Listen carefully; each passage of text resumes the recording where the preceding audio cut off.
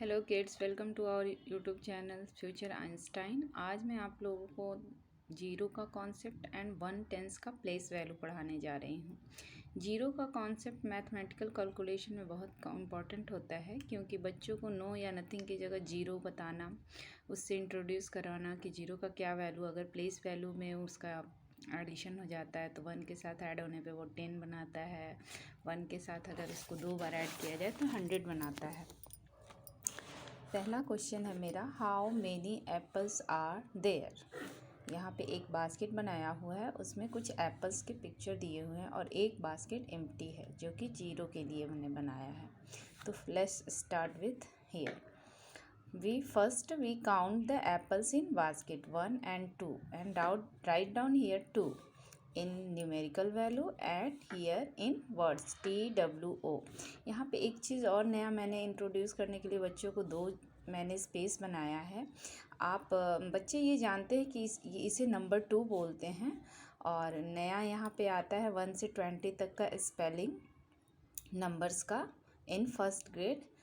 तो उसे आप बताइए कि यहाँ नंबर को न्यूमेरिकल वैल्यू में रिप्रेजेंट किया जाता है, इसे बोलते हैं नंबर फॉर्म न्यूमेरिकल वैल्यू, और इसे बोलते हैं नंबर्स इन वर्ड्स। जब हम लेटर्स में नंबर को लिखते हैं तो उसे नंबर इन वर्ड्स बोलते हैं। यहाँ पे नंबर का रिप्रेजेंटेशन वर्ड्स में किया गया है। नेक्स्ट सेम इसी थीम पे आधारित है।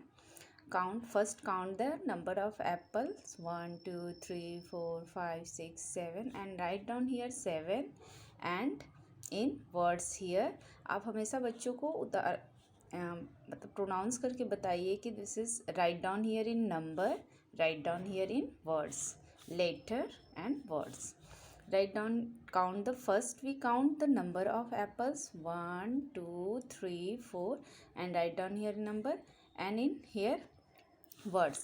Next same 1 2 3, write down here 3 and in words THREE। next आप जब यहाँ बच्चों से पूछेंगे कि how many apples in this basket, तो उनका आंसर नो एप्पल्स, नथिंग। लेकिन यहाँ पे एक चीज़ बताना ज़रूरी है, मैथमेटिकल कैलकुलेशन में नो और नथिंग को जीरो से रिप्रेजेंट करते हैं। तो आप बच्चों को इंट्रोड्यूस कराइए कि जब भी मैथमेटिकल कैलकुलेशन होगा, जैसे आपके पास बोला जाए कि एक बास्केट में 3 एप्पल्स है और दूसरे बास्केट में 0 एप्पल्स है, आप मुझे टोटल करके बताओ कितने एप्पल्स हुए। तो 3 + 0 लिखेंगे, 3 + नथिंग नहीं लिख सकते। इसलिए हमें ये बोलना कि मैथ में नथिंग और नो ये सही नहीं है। इसको आप न्यूमेरिकल वैल्यू में जीरो से बोलोगे और लिखोगे। तो जीरो को ZERO, जीरो इन वर्ड्स ऐसे लिखते हैं और रिप्रेजेंट करते हैं एक सर्कल से। This is the numerical value of zero. You understand it and remember it. This is the numerical value. How to represent zero in numerical value? So we should write down zero as like this and in words ZERO। मेरा second question है, zero के concept को और ज़्यादा expand करने के लिए मैंने कुछ क्वेश्चंस बनाए हैं, जो कि बच्चों को ये कॉन्सेप्ट माइंड में डालेंगे कि मैथमेटिकल कैलकुलेशन में नथिंग या नो नहीं लेना है, बल्कि जीरो में ही आंसर देना है। इसको बिल्डअप करने के लिए मैंने कुछ क्वेश्चन लगाए हैं, जैसे कि how many eggs in this nest, how many apples और fruits on the tree, how many chocolates in this jar. So आप बच्चों से जब आस्क करेंगे तो वो नो या अगर नहीं में आंसर देते हैं तो आप उन्हें बोलोगे नहीं, आपको जीरो में ही बताना है, क्योंकि ये मैथ का क्वेश्चन है, आप अभी मैथ पढ़ रहे हो। सो नो एग्स नहीं, 0 eggs in this nest and 0 mangoes on the tree and last 0 candies in the jar.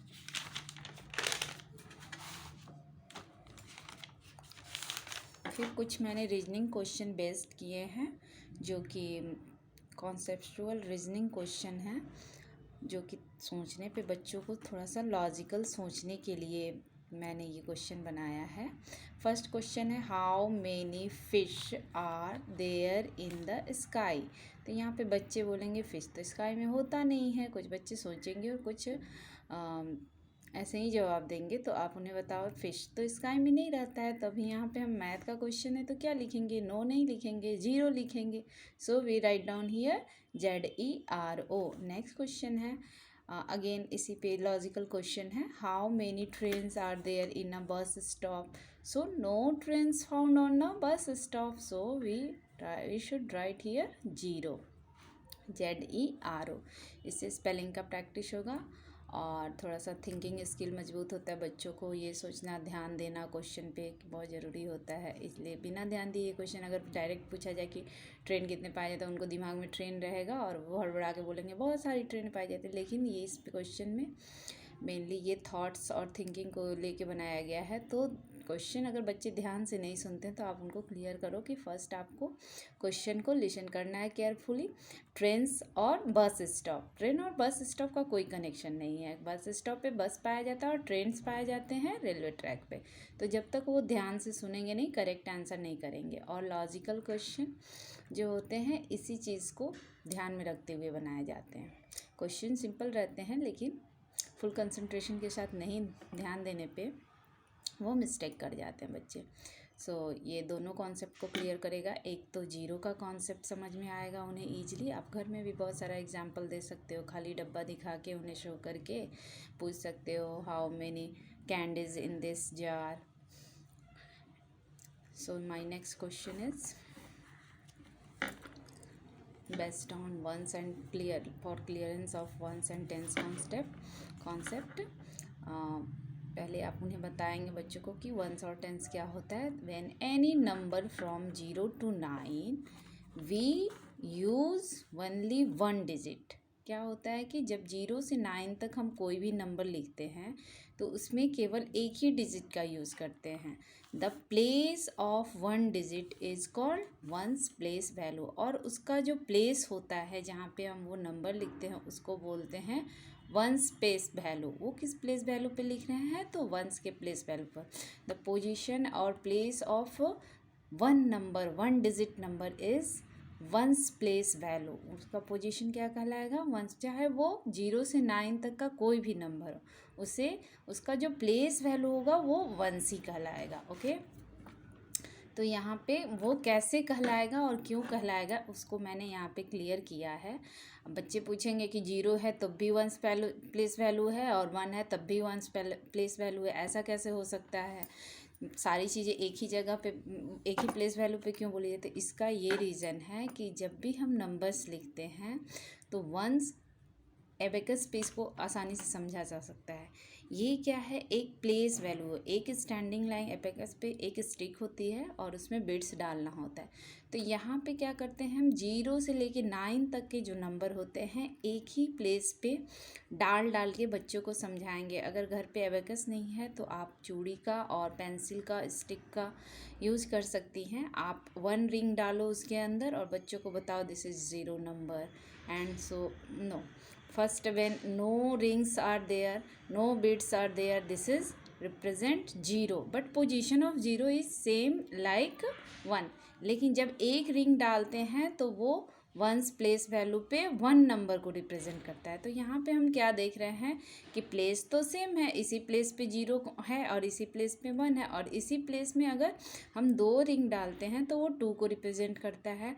फिर यहाँ पे 3 bits represent 3 number, 4 bits represent 4 number, 5 bits represent 5 number, 6 bits represent 6 number, 7 bits represent 7 number, 8 bits represent 8 number, 9 bits represent 9 number. लेकिन अगर 10 को रखना हो तो हम इसमें नहीं लिख सकते, एक और बिट्स डाल के यहाँ नहीं लिख सकते हैं, क्योंकि इसके लिए हमें दूसरे स्टिक की ज़रूरत होगी, दूसरे प्लेस की ज़रूरत होगी। सपोज दैट आप चेयर से भी समझा सकते हो कि ये एक चेयर है और इस पर बच्चों को ये शायद आसानी से एग्जांपल समझ में आए कि एक ही चेयर है, आप उस पर बारी बारी करके 9 बुक्स रख दिए, तो तो ये क्या हो गया, एक ही चेयर पे 9 बुक्स रखा तो मैंने, तो वो पोजीशन सेम है उसका, बुक का क्या है पोजीशन, प्लेस सेम है, बुक्स डिफरेंट है यानी नंबर्स डिफरेंट हैं लेकिन उसका प्लेस सेम है। ऐसे करके बच्चों को समझाया जा सकता है। एक के ऊपर एक 9 आप बुक्स रख दीजिए या बिस्किट रख दीजिए और सपोज दैट दूसरी चेयर पे दूसरा बुक रख दीजिए और वो टेंस का प्लेस बनेगा। अभी मैंने कुछ बॉक्सेस बना के 1 और 10 का नंबर क्लियर किया है। इसको काउंटिंग के माध्यम से बच्चों को समझाएंगे। फिर यहाँ पे काउंटिंग नंबर्स फ्रॉम 1 to 9। अब मैंने यहाँ क्या किया है, 1 बिट्स लिया है और फर्स्ट पोजीशन पे डाला है। तो this is number 1 and we represent graphically one things any picture you can draw here. लेकिन मैंने बॉक्स बनाया, आसानी रहेगी। आप बोलो बच्चों को कि ये काउंट करे हाउ मेनी, तो ये वो बोलेंगे 1 को write down in number 1 ONE1 fill in the blanks दिया, आप बोलो उसे देख के लिखने के लिए। और बिट्स पे बताओ कि सपोज दैट ये एक चेयर है या बिट्स, इसको एबेकस बोलते हैं। आप एबेकस बोल के समझा सकते हो, घर में एग्जाम्पल देने के लिए आप चेयर पे समझा सकते हो। This is abacus. जब 1 बिट्स डालेंगे तो ये 1 को रिप्रेजेंट करेगा। और this is number 2 boxes 1 2, so we put here 2 bits 1 2 and count it right here 2 in number TWO and here write again by kids. This is number 3 1 2 3, so हमने यहाँ पे 3 बिट्स से इसे रिप्रेजेंट किया है। 1 2 3 bits in on a abacus and right down here THREE। इसमें बच्चों को मैंने 2 चीज़ें ली हुई हैं, एक तो एबेकस का फॉर्म, फिर एक और नई चीज़ है इसमें कि काउंटिंग का कॉन्सेप्ट थिंग से बच्चों को इजीली समझ में आता है। आप अपने घर की भी चीज़ें दे सकते हैं, पेंसिल क्रेयॉन्स, और उसको काउंट करने के लिए बोल नंबर्स तो वो आता है, लेकिन 1 10 का इसलिए पढ़ाया जाता है काउंटिंग के थ्रू क्योंकि उससे एडिशन का कॉन्सेप्ट क्लियर होगा। आगे चल के इसमें कैरी ओवर और टेंस प्लेस का एडिशन आएगा, इसके लिए ये बहुत ज़रूरी है कि उन्हें पहले प्लेस वैल्यू का कॉन्सेप्ट क्लियर हो। इसके लिए मैंने ये प्लेस वैल्यू अंडरस्टैंड करने के लिए ज़्यादा से ज़्यादा प्रैक्टिस करवाया है। मैंने यहाँ पे पिक्चर्स बिट्स के डाल के बनाए हैं, आप इन्हें खाली रखोगे और बच्चों को बोलोगे कि नंबर्स के हिसाब से आपको किस पोजीशन पे है। आप यहाँ पे कंफ्यूज करने के लिए उन्हें 2-3 बिट्स का स्केल बना दो और किस पोजीशन पे रखेंगे उन्हें करने दो, ताकि उन्हें समझ में आए कि उन्हें नंबर्स के बिट्स को कहाँ रखना है। मैंने यहाँ पे एक कर दिया है ताकि आपको वीडियो में समझने में आसानी हो, लेकिन आप मैंने बिना कुछ मैंने स्केल जो रखे हैं ना बिना डाले बिट्स के रखे हैं ताकि समझने में आसानी हो। मैं कहाँ पे थी, 1 2 3 4। सो यहाँ बच्चों को आप बोलो 4 बिट्स का पिक्चर बनेगा और राइट जब नंबर्स में करेंगे तो FOUR इन वर्ड्स, और इसको रिपीट करने के लिए, इससे नंबर्स का स्पेलिंग भी उन्हें याद होता है। ये 1 2 3 4 5, तो एबेकस पे 1 2 3 4 5 बिट्स डालेंगे और यहाँ पर FIVE 5 लिखेंगे।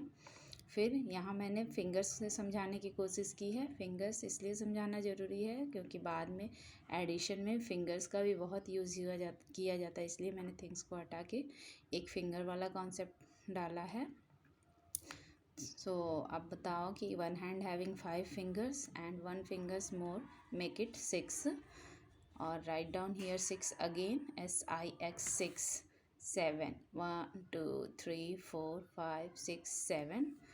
यहाँ पे बच्चों को खुद से करने के लिए बोलो, अगर उन्हें नहीं आता है तो आप 1-2 उन्हें करके समझाओगे। और फिर यहाँ पे नंबर ऑफ बिट्स किस पोजीशन पे डालना है आप उन्हें बताओगे। स्केल में हम क्या कर सकते हैं, एक ज़्यादा यहाँ लाइन खींच सकते हैं और आप बोलोगे कि नंबर्स में बिट्स कहाँ डालेंगे, किस स्केल पे डालेंगे। तो उन्हें आप डालने के लिए जब बोलोगे तो उन्हें अगर कन्फ्यूज़न होगा तब ये आसानी से समझ में आएगा कि 1 का पोजीशन है तो हमको फर्स्ट स्केल पे ही डालना है। वैसे ही मैंने 8 का बनाया, आप कन्फ्यूज़न उनको कन्फ्यूजन से बचाने के लिए आप डायरेक्ट 2 स्केल ड्रॉ करो ताकि आसानी से समझे वो, कि बच्चा बनाने में ये समझ में आए कि उसे ये वंस का प्लेस वैल्यू है और ये टेंस का प्लेस वैल्यू है। फ़िलहाल मैं वंस पढ़ा रही हूँ तो इसलिए वंस पे फोकस करें। और यहाँ पे 1 2 3 4 5 6 7 8 वेट्स डालेंगे और स्पेलिंग EIGHT 8, फिर रीराइट करने को बोलो। नेक्स्ट है 9 ब्लॉक्स हैं काउंट करने पे 1 2 3 4 5 6 7 8 9। तो यहाँ पे वैसे ही सेम 9 बिट्स डाले जाएंगे 1 2 3 4 5 6 7 8 9 and right down here NINE 9। Again 10, right down here 10 blocks 1 2 3 4 5 6 7 8 9 10 and draw here 9। यहाँ पे 2 स्केल लाएंगे क्योंकि यहाँ 10 का कॉन्सेप्ट आएगा। आप यहाँ पे उन्हें एक्सपेंड करके बता सकते हो कि यहाँ 0 प्लेस वैल्यू वंस पे 0 है, यानी यहाँ कोई बिट्स नहीं रहेगा। और 1 टेंस है तो टेंस के प्लेस पे 1 बिट्स आएंगे। यहाँ बच्चे कंफ्यूज करेंगे नहीं तो 10 बिट्स एक ही पे डालेंगे। ये जस्ट अंतर समझाने के लिए मैंने यहाँ पे 10 लिखा है, जो कि नेक्स्ट वीडियो में मैं क्लियर करूँगी। ये पार्ट 1 है, पार्ट 2 देखना ज़रूर। बच्चों को यहाँ पे पार्ट 2 भी दिखाएं उन्हें, ताकि अच्छे से समझ में आए। इसके साथ मैं अपना वीडियो समाप्त करती हूँ। Okay, bye bye.